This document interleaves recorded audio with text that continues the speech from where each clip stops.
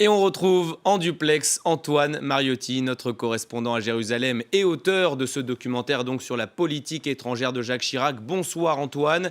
On l'a vu dans votre documentaire, Jacques Chirac, à l'image d'un homme proche des gens, affable, une grande popularité pendant ses 12 ans à l'Élysée et surtout après, une popularité qu'il touchait au plus haut point, Antoine.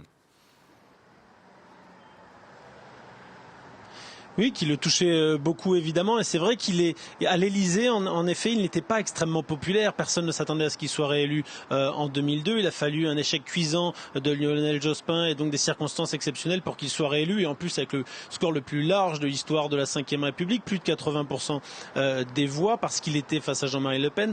Et en effet, il avait une image, surtout après l'Élysée, extrêmement positive parmi les Français. Il avait un côté franchouillard, me disait sa fille Claude Chirac au moment où nous avons réalisé ce documentaire, et nous avons longuement parlé avec Claude Chirac. Elle me disait, c'est vrai qu'il est très franchouillard.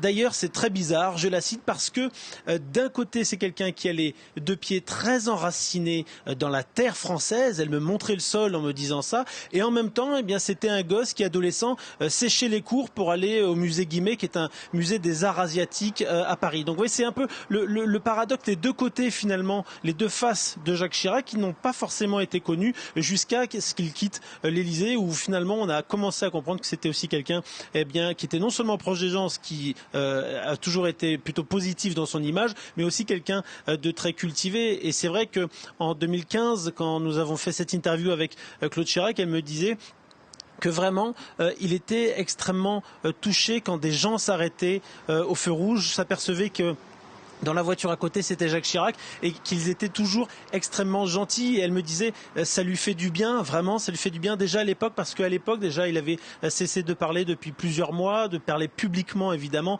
et son état était de plus en plus fragile. Et il arrive, me disait-elle, à cette époque-là, en 2015, à un âge où on commence à être extrêmement sensible à ce genre de marque de sympathie, et il en avait de plus en plus, en effet.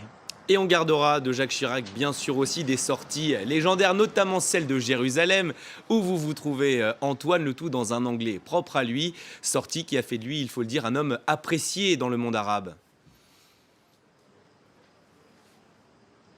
Oui, c'est le fameux What Do You Want qui est resté mythique. Vous savez, il y a même, si vous cherchez sur Internet, eh bien une chanson avec un remix de ce What Do You Want répété à l'envi, tellement c'est devenu presque mythique. Ça colle à l'image de Jacques Chirac, et on l'entend dans le documentaire d'ailleurs. Sa fille Claude, qui était aussi son grand Manitou en termes de communication, qui gérait sa communication, n'était pas du tout contente au moment où il a fait cette sortie, parce qu'elle disait, mais ce n'est pas une image qu'un président de la République doit donner, encore moins quand il est à l'étranger. Donc elle était très gênée, alors que finalement, eh bien, c'est ce qui fait une des images qui fait de lui quelqu'un d'extrêmement sympathique et de proche des gens. Dans le monde arabe, d'une manière plus générale, il était très respecté, mais aussi parce qu'il respectait ses interlocuteurs. Il n'avait pas, contrairement à certains autres chefs d'État occidentaux, de sentiment de supériorité quand il venait. Alors après cette sortie, évidemment, dans la vieille ville de Jérusalem, le lendemain, il a été accueilli comme un héros à Ramallah, côté palestinien, par la foule, avec des chorales, me disait Charles Anderlin, l'ancien correspondant de France 2, qui était présent lors de cette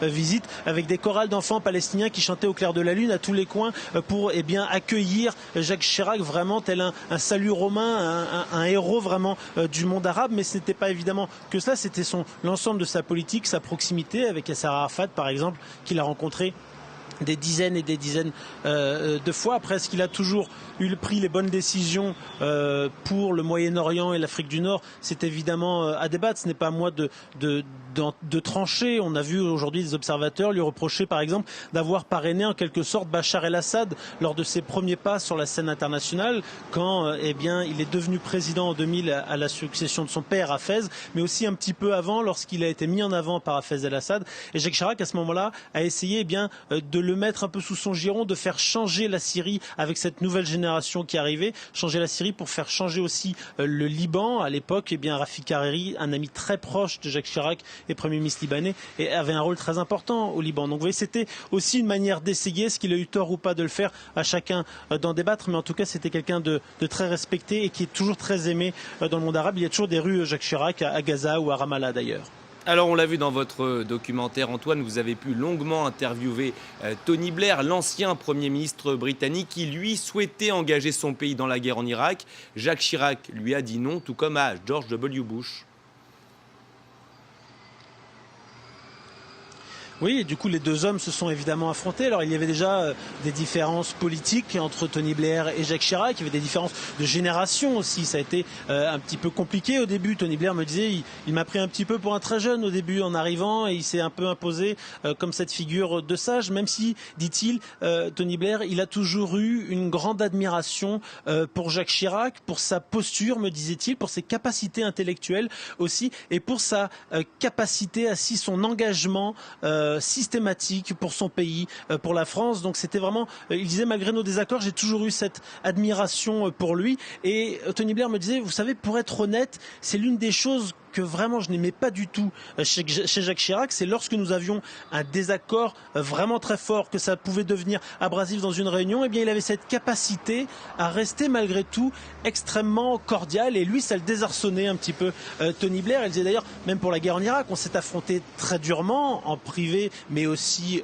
publiquement et dans la presse, et quand la guerre a commencé, quand nous avons eu des soldats britanniques qui ont commencé à tomber au combat, eh bien ça a été l'un des tout premiers, Jacques Chirac, à venir, à m'exprimer sa sympathie et la sympathie de la France et les condoléances auprès des Britanniques. Donc c'est vraiment quelque chose qui avait beaucoup touché Tony Blair, même s'il disait évidemment qu'au début la relation avait été un peu difficile, avait été chaotique, et que du coup un soir Jacques Chirac l'avait pris entre quatre yeux lors d'un dîner. Il lui avait dit, écoute, tu sais Tony, je suis comme ça, j'ai un tempérament qui est bien trempé, donc parfois je peux exploser, je peux vraiment m'énerver fort, mais ne t'en fais pas, ça arrive et ça repart tout de suite, et rien de tout cela ne doit influer sur notre relation. Nous pouvons continuer à avancer. Et d'ailleurs, Tony Blair disait, après ce déclenchement de la guerre en Irak, Jacques Chirac a tout fait pour que l'on arrive tous, nous tous qui étions en désaccord, à se rassembler, et nous avons réussi à avancer ensemble.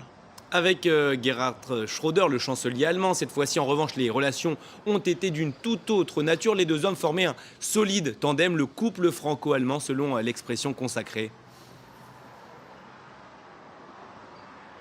Oui, c'est le couple franco-allemand extrêmement solide en effet, même si ça a été très compliqué au début finalement entre Jacques Chirac et Gerhard Schröder. Alors il y a deux cultures extrêmement différentes. Les Allemands sont beaucoup moins latins que ne peuvent l'être les Français, beaucoup moins volubiles comme pouvait l'être Jacques Chirac évidemment. Et Gerhard Schröder, l'ancien chancelier allemand, me racontait sa toute première rencontre avec Jacques Chirac. Il me disait c'était à Bonn en Allemagne, et Jacques Chirac était déjà en poste lui depuis quelques années. Alors Gerhard Schröder me disait, vous savez, je me suis adressé à lui avec beaucoup de respect, je lui donnais du monsieur le président par-ci, monsieur le président par-là. Jacques Chirac l'a arrêté tout de suite, il lui a dit, écoute Gerhard, il faut que tu saches un truc, c'est que entre un chancelier allemand et un président français, on se tutoie. Et donc Gerhard Schröder m'a dit, voilà, ça a un peu brisé la glace. Alors pour autant, ça a toujours été un petit peu distant pendant quelques temps, puis ils ont réussi à bâtir une relation, un partenariat assez étroit qui s'est même transformé en amitié vraiment franche, y compris entre les familles. Et Gerhard Schröder me disait, on arrivait sans arrêt en retard aux réunions parce que avant d'y aller, quand on se rencontrait en tête à tête,